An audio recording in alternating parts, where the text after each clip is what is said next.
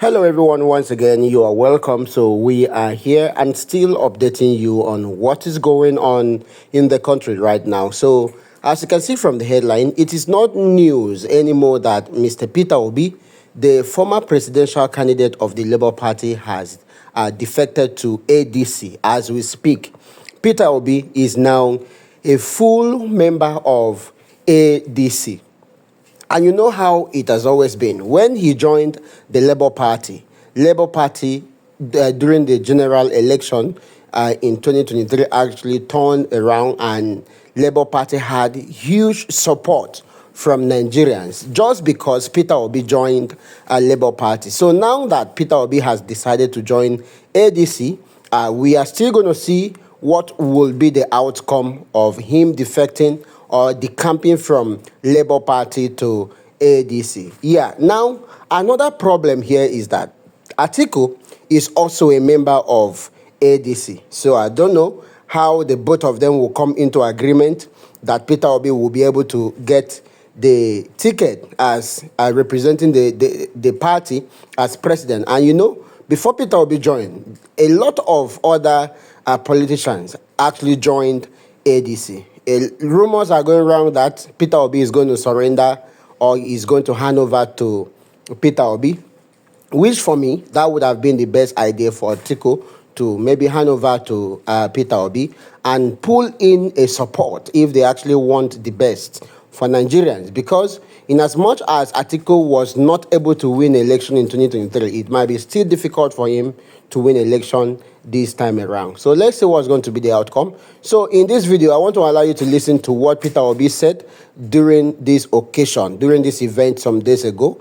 It's actually going to be a very long video, but I want you to kindly listen to Peter Obi. You're going to learn a lot from what he is saying in this video. Thank you and have a nice time. Don't forget to support and encourage us by subscribing to this channel. We're coming up with more updates, all right? So stay with us and turn on your notification bell so you don't miss any of our updates. Thank you and have a nice time. It's pre-election matter.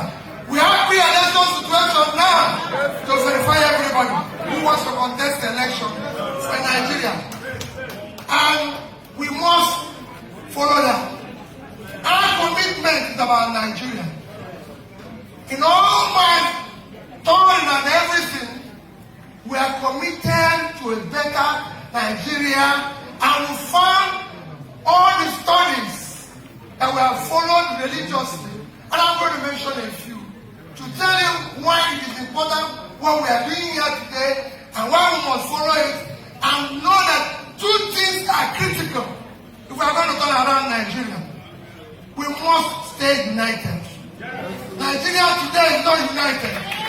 We must ensure the unity of the country.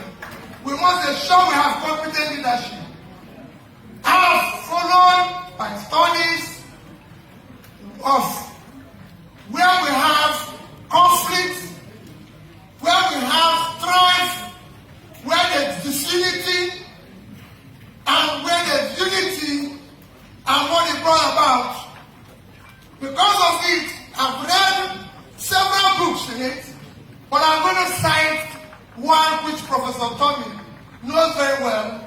He took me to visit one of the best authors who wrote on conflict resolution and transformation. Because we're talking about transforming our country. And that took me to read a book by Professor Nicole Fox of California University.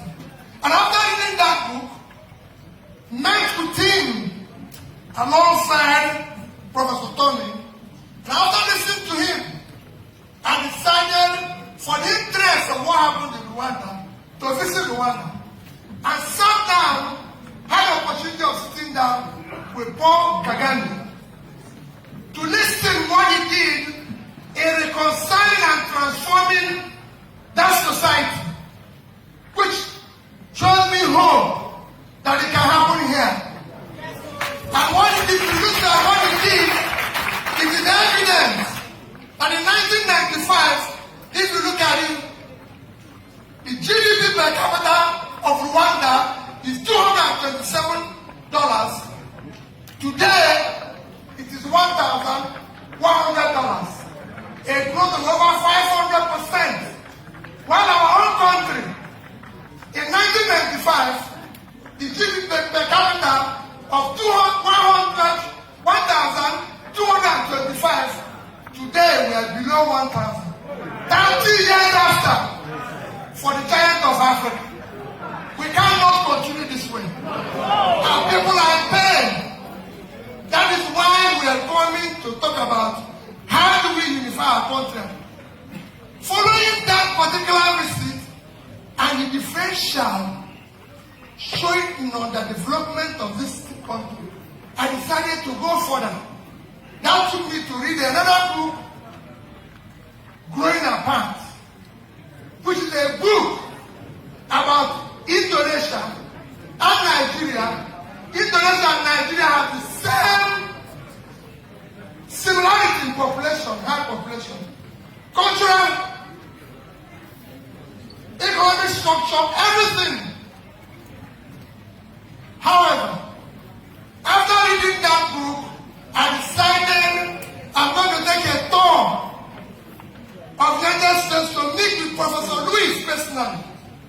When I sat down with him, what he told me was more revealing and shocking than what I read in the book.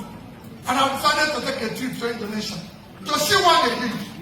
That took me to meet with the Minister of Planning of Indonesia, Minister of Education, Minister of Small Business, Minister of Small Villages, Minister of Health, and then the Vice President and the most celebrated president in Indonesia, Joko Widodo, to know what they did. When you look at all this, one thing is very clear: unity and competent leadership. Unity and competent leadership. And if you follow what they've been able to do, today Indonesia is a commendable success. Where they move now, they become one of the over 1 trillion economy. The first in Southeast Asia, about 1.4 today, and the biggest economy in Southeast Asia with per capita of $5,300. When Nigeria, again lamentably, is today our GDP have halved from what it was 10 years ago to 240 and below 1,000 per capita. What did they do differently? Competent leadership and unity have shown what you can do. In all the studies, like I said, following that, you've listened where somebody who won a Nobel Peace Prize said that Nigeria knows what to do to prosper.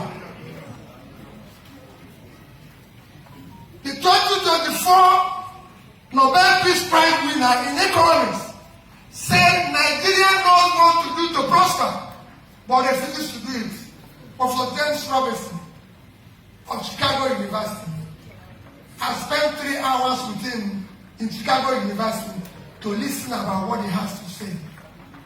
It all boils down to unity, competent leadership that have capacity, have commitment and compassion to change the socio-economic of the country. That is what we are lacking. And that's what we need to change. What they did is not rocket science. It can be done here and we'll get the same result. It is not rocket science. I've studied it, I've followed it all over. One thing that is common about all these leaders is that they build consensus of their people. And how do they do it? By being honest to them and telling them the truth. A leader must speak the truth. A leader must be trusted. A leader cannot be part of telling people one thing and doing the opposite. You must do the same thing. If you want other people to fast, you should not feast. Whatever you tell the people to do, the leader must show it. We can no longer sit in the country where our leaders tell us lie.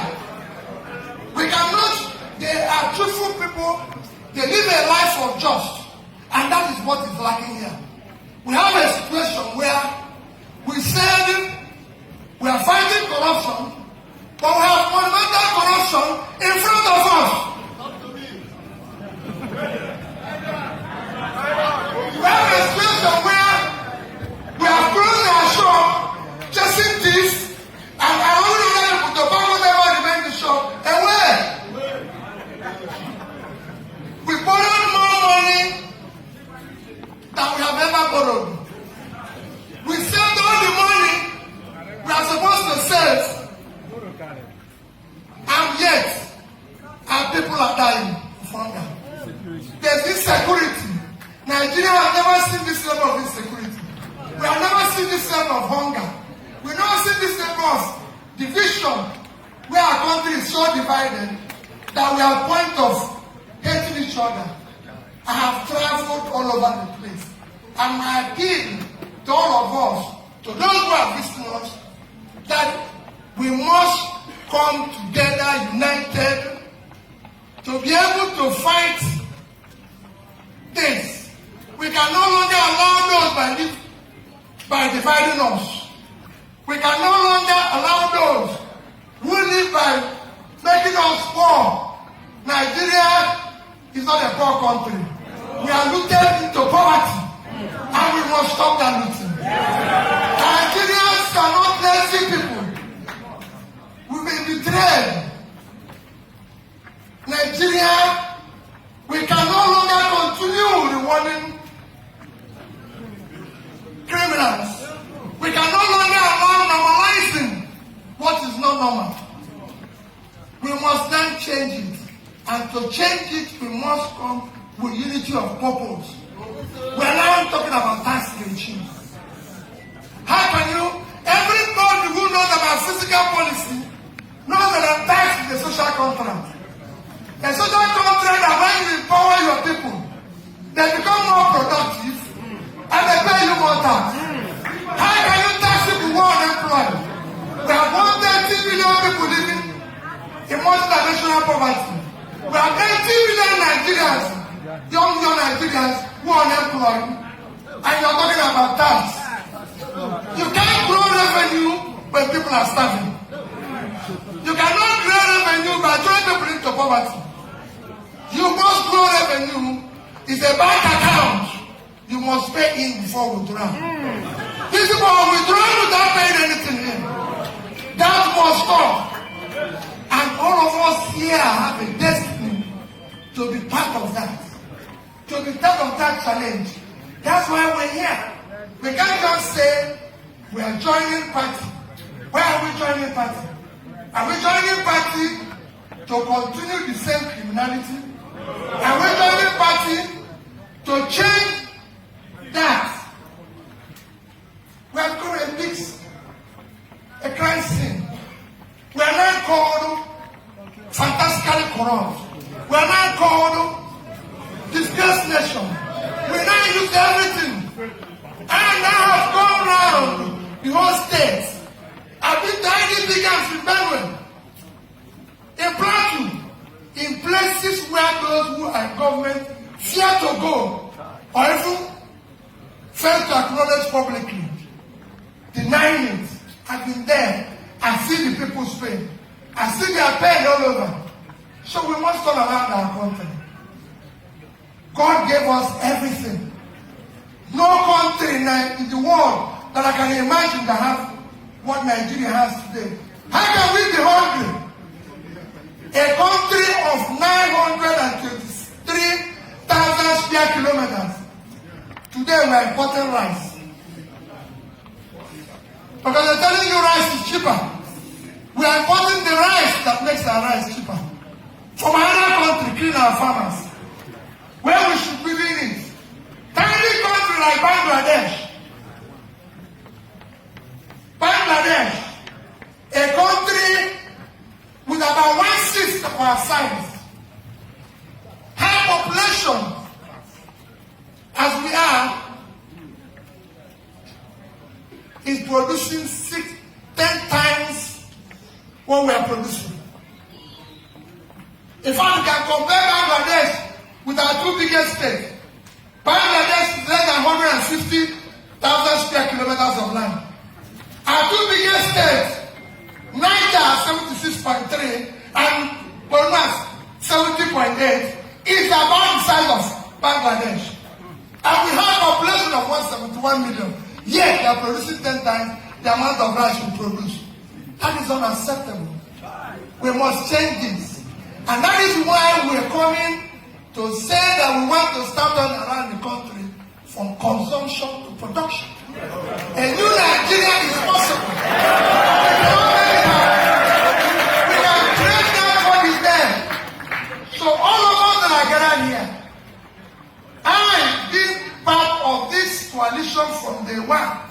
Because I've heard people say he's trying to defect or join party.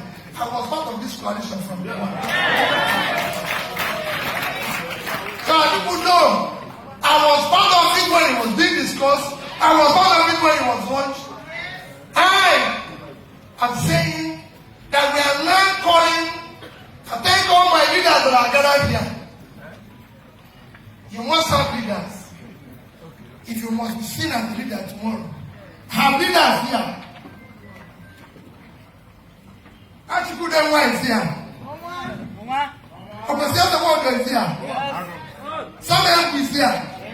Ben is here. All these people are mentioning today, as you know, about is here. And no one is anything.